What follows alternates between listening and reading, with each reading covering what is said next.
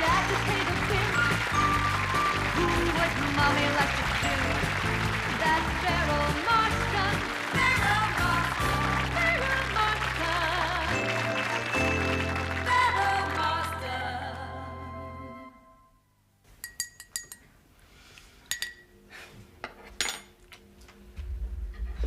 This time, I really thought I pulled it off.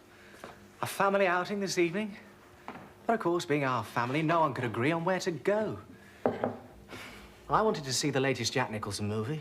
Mum wanted to go to the Theatre Royal. Dad wanted to see Bo Derek in anything.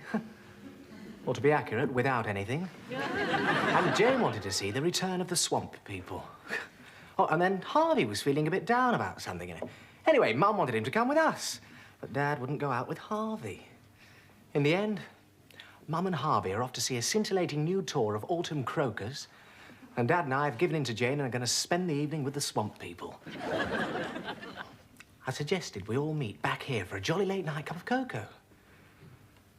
Not the best ambiance for Mum and Dad to rediscover their lost love. But frankly, I'm getting a bit desperate.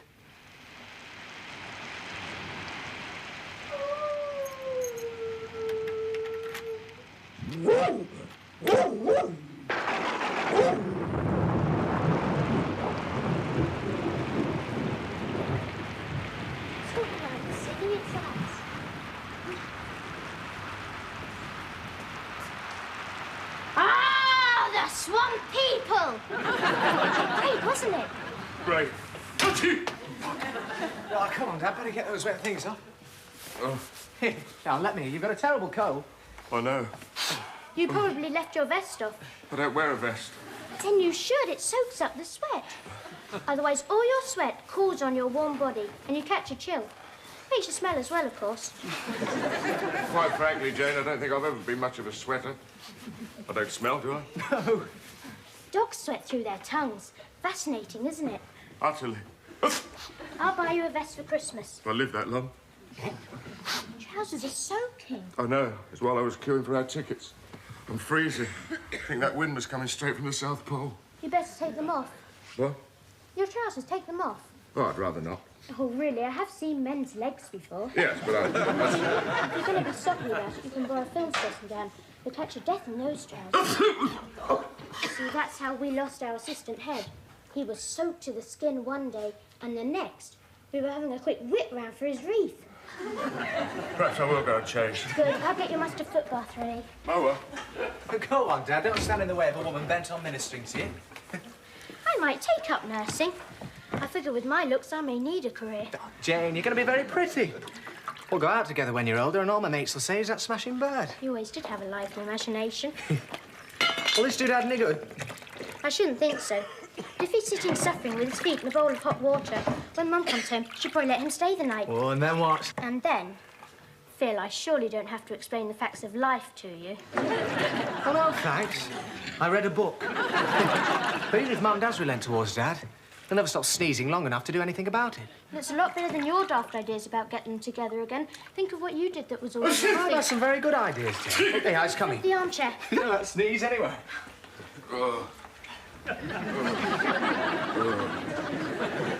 Come on, Dad. Not at all well. Oh, Now, you put your feet in that. I think a hot toddy would do me more good. Don't you have feet in the carpet? Mum will go bananas. She had it cleaned yesterday. Yeah, here we are.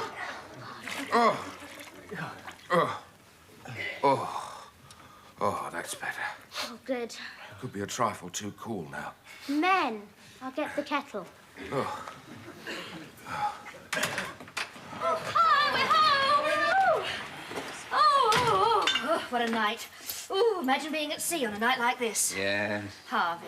Well, they'd have to do something to keep warm. What on earth? Hello, Georgie. What's that bowl doing in here? Look, I had these carpets cleaned yesterday. Typical. I'm dying of double pneumonia and all you can think about is the carpets. Fortunately, I have a daughter who cares for me. This is how she lost her assistant head. Lift. Oh. Oh. Oh.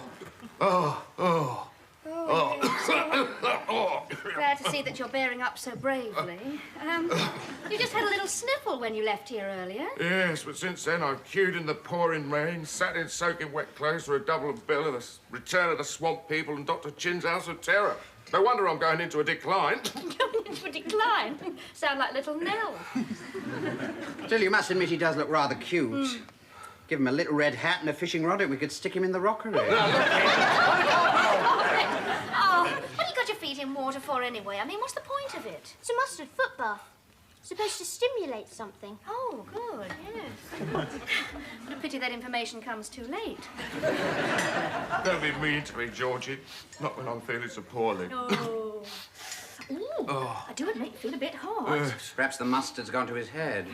Harvey, would you go and make the cocoa, please? Make the cocoa. Oh, the thrill of it all. I've been ordered to make the cocoa. We're already making it. They're already making it. Oh, well, in that case, would you mind sitting down and stop making trouble? Me make trouble? I like that. Trouble with a capital T, my girl, is sitting not a million miles from here with his feet in a bowl of water, looking as if butter would not melt in his mouth. I'm not at all well, Georgie. Oh, your hand, it feels so cool. May I have a word with you, please? Harvey? Have you gone mad? If he's got a cold, let him sneeze all over Beryl. Yes, but if Nigel came crawling back to me with a cold, what do you think I would do? Well, stake him out in the rain, I suppose. Precisely. Jerry, Harvey thinks that you should go and sneeze all over Beryl. And what do you think? Oh, I think you should wait till it's much worse, then give it to her. Oh, lovely. Cocoa. Thanks. I'd rather have a scotch. So would I. You haven't got a cold. Prevention is better than cure. Pity your parents didn't think about that. Oh, touche. Proper little Noel coward, aren't we? Oh, listen to that, Mum. Don't you think Dad should stay the night? He'd catch his death out there. Needn't catch his death. He could catch taxi. Well, we could make a bed up down here. I don't want to be a bother to anyone. No. Let's see. Oh. May I have a word with you, please? Oh, Harvey, we've got to stop meeting like this. I suppose you know what you're doing. Inch by inch, you are letting that man back into your life. I will not always be here to look after you, you know. Why? Where are you going? I'm not strong, Flower. None of us know when we might be called. Come in, Harvey Dexter. Your time is up. Mum, your cocoa's getting cold. Very well. If he stays, so do I. What? Isn't that weather out there? If I get a cold, it goes straight to my kidneys. Wild horses would not drag me from this house tonight. Don't be ridiculous, Harvey. Look, I'll ring for a taxi. If I can go home by taxi, so can he. Yeah, but he's got a bad cold, and Phil and Jane are worried about him. There is no need to rub salt in the wound. I'm well aware that I have no one to worry over me. Alone, alone, all alone. Alone on a wild, wide sea, and Harvey. never a sit yet. Stow it. You can stay. All right, it's fixed. Dad's staying, Harvey's staying. If he's staying, I'm leaving.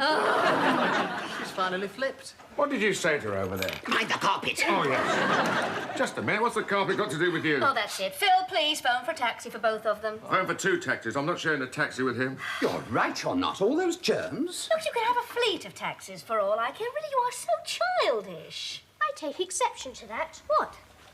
You shouldn't confuse being childish with being stupid. Viewed from where I am, grown-ups aren't so bright. Mum, finish your cocoa. Phil, go and get some bedding. Harvey, stop being a pest. And Dad, dry your feet. Georgie, she takes after you. I give them both pyjamas and got Harvey settled down in the sitting room. Oh, good. Has our job been out? Well, I tried a few minutes ago. He took one look at the weather and shot straight back into his basket. Oh, odd job. If only I had the faith in your waterworks that you do. Oh, good boy. Good boy. All right, Jane, come on. Long past your bedtime. All right. Night, Phil. Right. Night, Mum. Good night, my darling. And remember, no reading in bed tonight. OK, it's a pretty soppy book anyway. I think everyone's going to live happily ever after. Oh, and by the way, good to have Dad back under our roof again, isn't it? Well, there's one thing about Jane. You can always rely on her to give it you on the chin. Oh, Phil. If it was just as simple as saying, come back, all is forgiven, I'd have said it long ago. I mean, you do believe that, don't you? Well, I believe there was a lot more to you and Dad busting out than Beryl. Well, you were like timber after a long summer, ready to ignite. Yeah, and Beryl was a cigarette end that somebody threw out of a car window. Precisely. Bad timing. Yeah. Oh, don't look now. It's the last of the great lovers. Good night, Phil. Bye, Mum. Good night, Jerry. Oh, Mum. Yeah? You know the best thing to do with a cigarette end? Stub it out? What are you talking about? You don't smoke. No, but you do.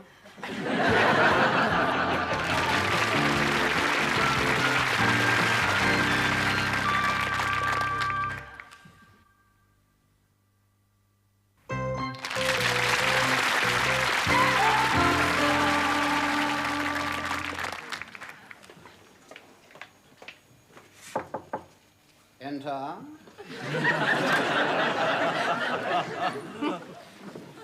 Now I know what a banana feels like before it's peeled.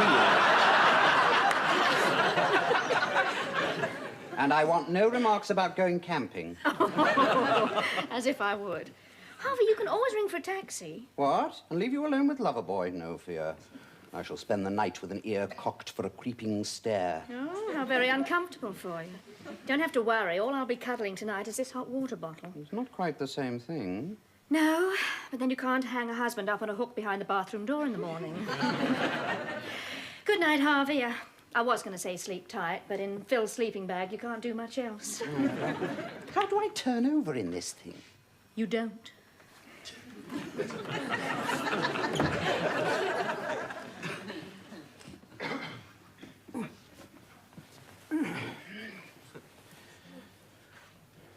Dear God, please send her a nice new boyfriend.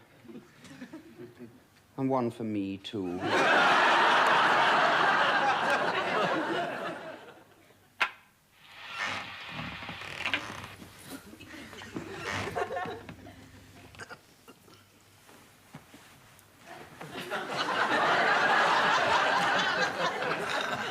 Just remember, one more bite of the cherry and you could end up choking on the pip. Cherries don't have pips. What? They have stones. You? Who are you expecting? Oh, nobody special. What are you doing up? It's after 1. I know I couldn't sleep.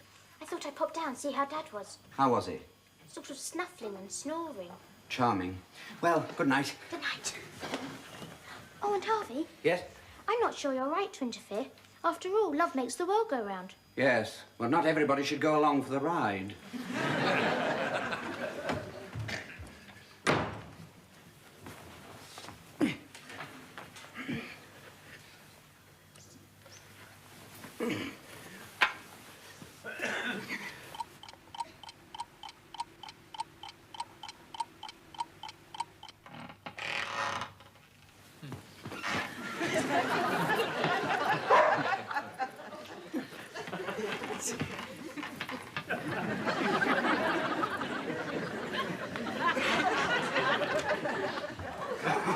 What do you want?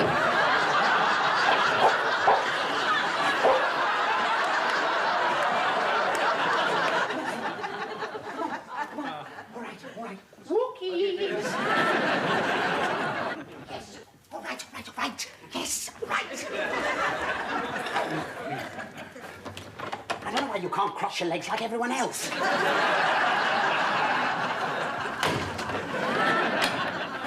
Who's there?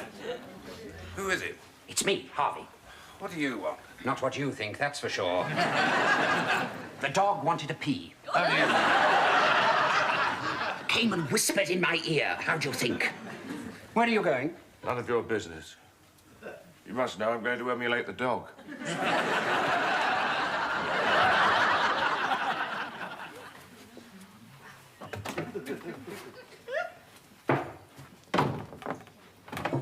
Something my old gran used to say. Do you know what pickle puss means? No. Pity, because that's what you are now.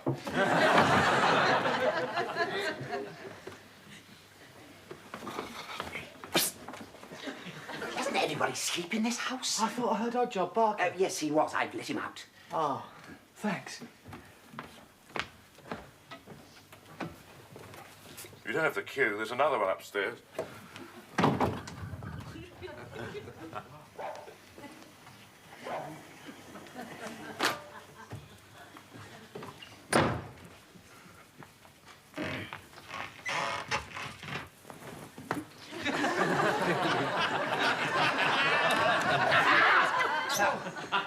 Oddjob's barking outside. When you let him out, you're supposed to let him in again. He hasn't got an umbrella, you know.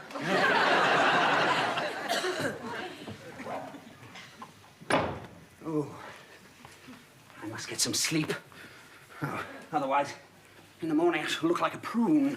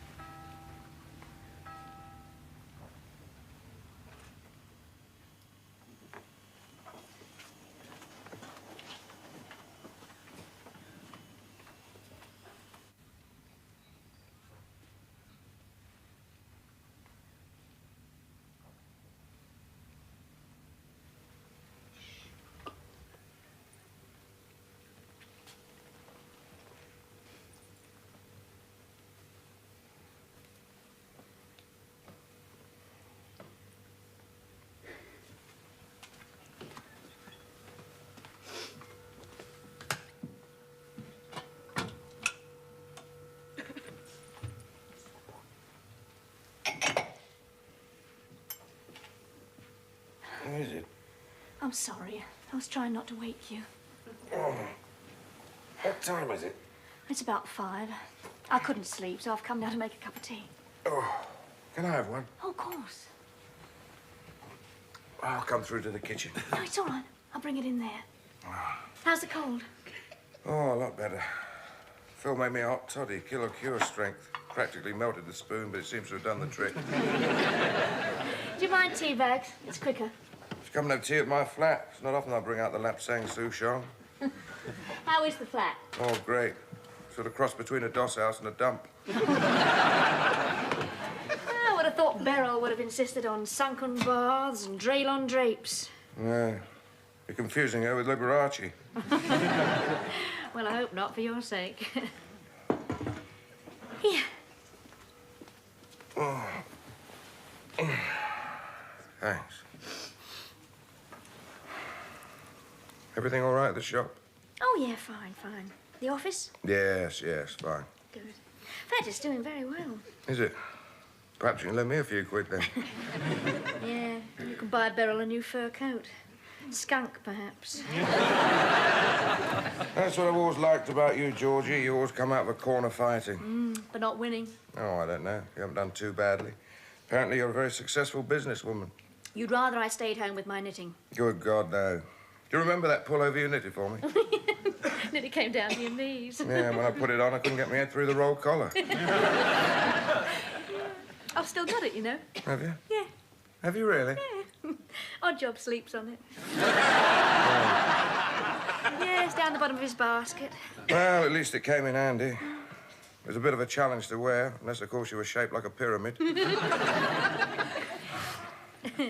like the mugs. Yeah, they're new. We sell them at the shop. Oh, do you?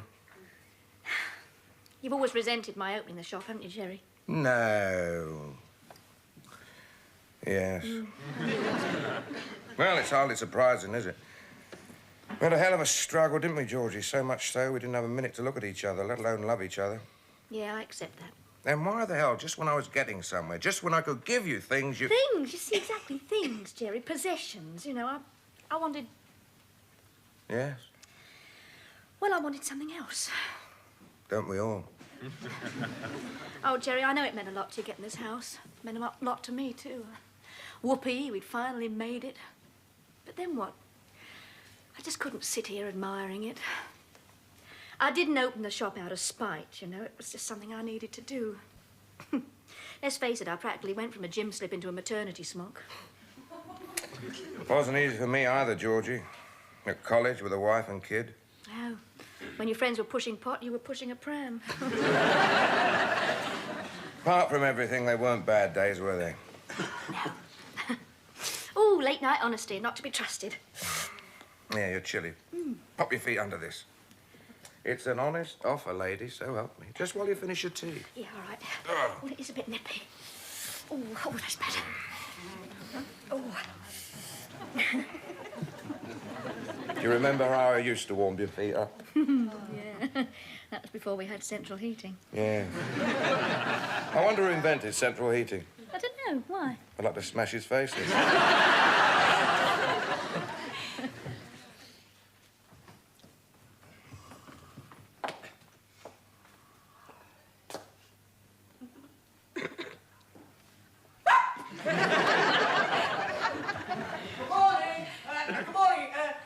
Jerry, look, I fell asleep. Good morning. Wait for Reggie.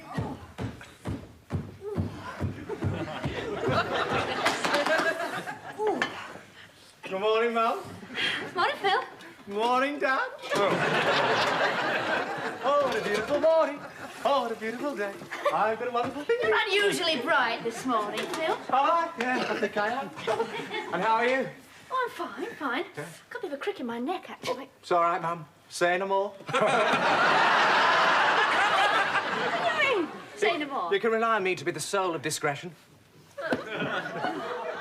Oh, you don't think that...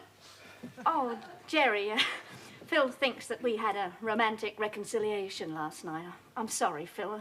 We just had a long chat over a cold cup of tea. Oh, that's all right, Phil. A spot of wishful thinking never did anyone any harm. By the way, your hot toddy did my cold the world of good. You can't blame a man for trying, Georgie. No, I blamed a man for succeeding.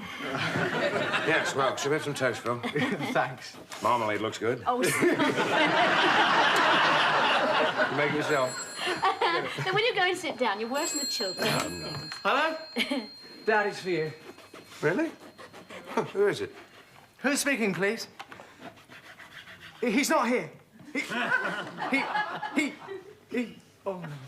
Oh, it's Beryl the Peril. Now, Georgie, don't go upsetting. At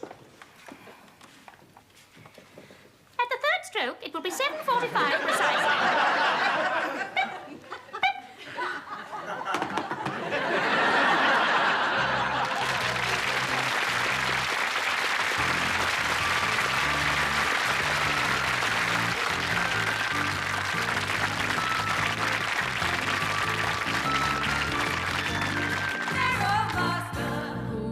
All the daddies itch. Who's an irritating witch? Who's the girl we want to ditch? That Beryl Marston. Beryl Marston. The Beryls of this world are always with us. They'll pounce on any unsuspecting chap. And if you leave him even for a weekend, you'll find a Beryl sitting on his lap. Thinks love is just a lark. Who's got morals like a shark?